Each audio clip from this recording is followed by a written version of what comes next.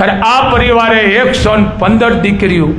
तमे विचार तो करो बाप, वीडियो में बाप अधर जो राजपूत ए बाप हामू जो 115 दीकरीओ कन्यादान कर्यु के बापू हंधी दीकरीओ हरखे अमारा माटे। आ राजपूतोना लक्षणों।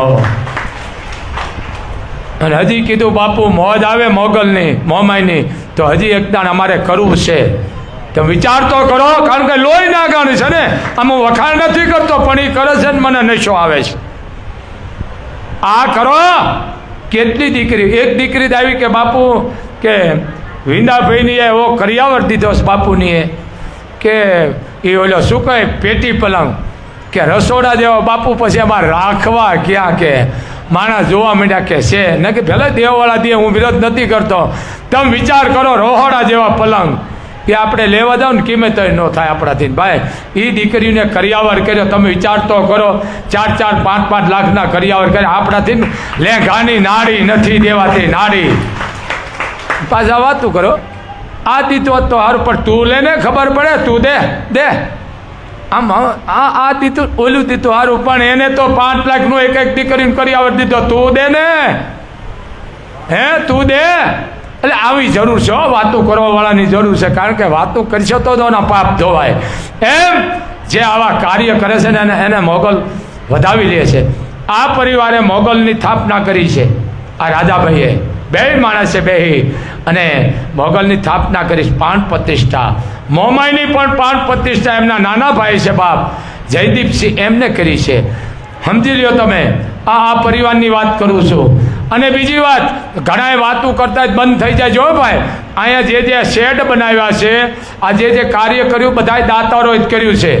એ કે બાપુને કહો ને કે આ કોણે બનાવ્યું, અમને કંઈક આપો કે આનું પુરાવો શું, આ પુરાવો બધાય બેઠા એ બનાવ્યું, મોટો પુરાવો। આ ધામમાં જે બાંધકામ છે ને એ બધાય દાતારોએ જ કર્યું છે। આવું હોય તો આવો મારી પાસે, આખો મારી પાસે ફાઇલ છે, બધાય દાતારોએ જ કર્યું। જા બેઠા દાતારો, આ શેડ એને કર્યો છે। હું નામ લઈશ ને તો એમ થાય કે સાચી વાત છે। એટલે આવી કોઈ કરતા હોય ને રવા દેજો બાપ, ને કે આ મોગલ મૂળ હતી પૂગી જાય છે। સમજી લેજો, અહીંયા ચારણ બેઠો ખોટું થવા જ નથી દેતો। એટલે આ બધા દાતારોએ કર્યું છે ને આજની તારીખમાં દાતારો કરતા આવે છે। તો આ શેઠ જે બનાવ્યો, હમણાં આપણે ઓલા દીકરાએ બનાવ્યો આશીષે, તાળીથી વધાવો 11 લાખનો શેઠ બાપુ, એ દીકરાએ બનાવ્યો। સમજી લો, આપણે એને વખાણ કરવાના હોય। હવે એની વાત તું કરે કે આમ, અરે પણ ઓને દાન કર્યું છે, એ દીકરાએ બધાયનું રાખ્યું છે બાપુ, બધાને એ દીકરાએ રાખ્યું છે, એમાં હું આવી ગયો। તમે વિચાર તો કરો, કોક દાન કરતો એને આડા શું કામ પડો છો?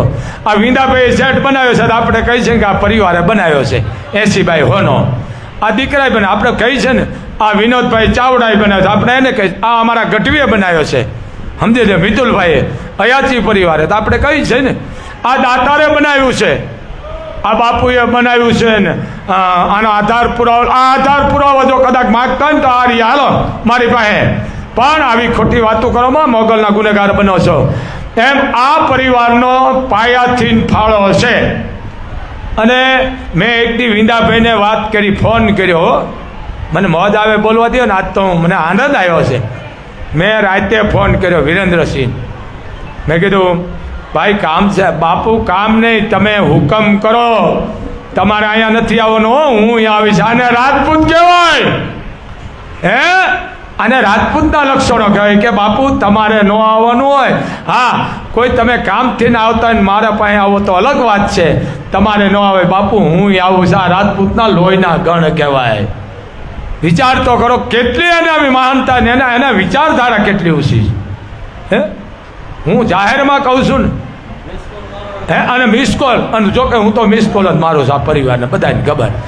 પછી એ મોબાઈલ આવ્યો ને ખબર છે, એના મોબાઈલ બંધ હોય ને મારો ફોન જાય ને એ પછી હું કહું ખબર બંધ થઈ ગયો મોબાઈલ, આ ચાર્જિંગ ઉતરી ગયું છે, ચાર્જર ફોન આવી કે બાપુ ફોન કર્યો, મેં કીધું તમને કેમ ખબર પડી? તમારો ફોન આવેલો, એવા જ મોબાઈલ છે, ખબર પડી જાય। બોલો બંધ